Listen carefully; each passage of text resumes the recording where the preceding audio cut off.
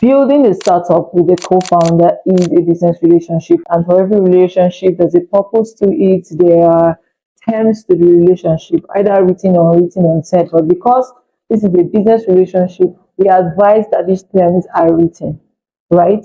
And every relationship, there is bound to be conflict, right? There's bound to be disagreement, and you have to set the tone for how the relationship is treated, how conflicts are dealt with, are ironed out, and that's the essence of a co-founders agreement. So, if you are building with others, you need to legally define roles, responsibilities, and how equity is split. So, your co-founders agreement is like the constitution guiding your relationship. Talks about founders' contribution, roles, responsibility, like I said, dispute resolution, and of course, the big elephant in the room is equity split. I like to tell founders, and it's true, do not handshake on your relationship. Don't get into a co-founder relationship, which is a partnership in essence, with word of mouth or handshakes. I'm doing this with my best friend, I'm doing this with my best boss. We just understand it's my idea. He's a developer, which is often the case for most founders relationship, right? One person has the idea, the other person has the technical knowledge, and let's just come together. You have the resources, let's just come together and do it. Now, I have explained from the beginning how important it is to have the terms stated out clearly. Have them on paper, have them in black and white.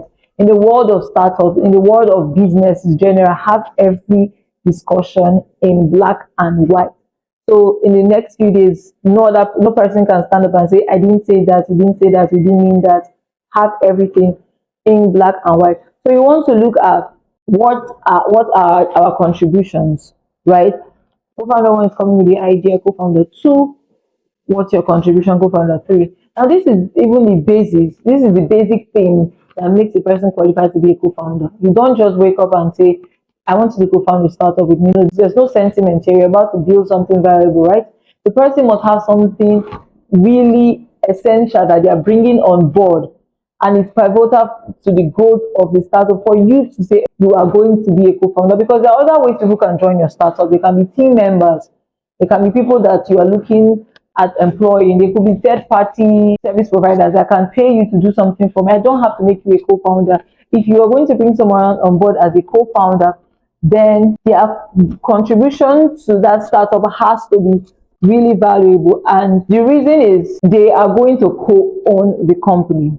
They are going to co-own the company. So co-founder relationship is for the long term. They are going to have equity. That's why combining this with equity, right? They're going to have equity in your startup. And typically, co-founders are considered to have a minimum of 10% in your company's equity. That's a lot, 10%. Appropriate percentage, you see 30, 20, 25, that's a lot. So you want everything to be smooth and proper. So consider these things when you're picking a co-founder. Valuable contribution, number one. 5 things. Number one is their valuable contribution towards the startup. Are they helping you fine-tune the startup idea? Are they the ones building the tech? Are they business savvy? Are they the ones going to be responsible for structuring and managing the business?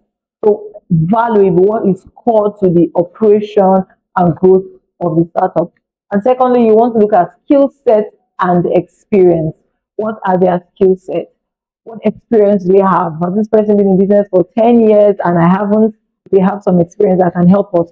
And you want to look at their network, number 3. The network in this sense would apply to both service providers like technical providers, investors, incubators, advisors. So you need a lot of persons. You need service providers.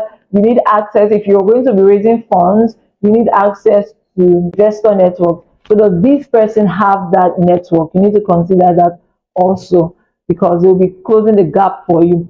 Then their potential future contribution. So it's not enough to look at what they're contributing now. For example, they're contributing money now. That money may not be valuable in the next 5 years of the startup. So what is their potential future contribution? In the next 5 years, 10 years, does this person have something to offer that will be of immense value to the startup?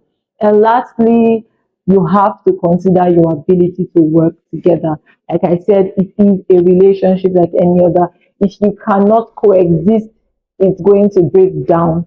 And if it breaks down, that may lead to the end of your startup. So let it be someone you can work with. You don't have to be friends, but there must be some sort of synergy between the both of you. So those are the things you need to consider in choosing a co-founder. Now, once all of this is sorted out, of course, you have an advisor on board, so you have the legal advice that you need, and you want to proceed to drafting your co-founders agreement. Sit down, have a conversation as to equity split. We will have to arrive at that split shortly. Talk about the roles, specify all the roles for each person, the responsibilities, right? If you are giving role titles, who is CEO, who is CTO, clarify everything. Should dispute arise, how do we resolve it? If a co-founder is going to leave the startup, what are the grounds? How are we going to handle that? All of it, you want to specify it in your co-founders agreement. There's no room for speculations here.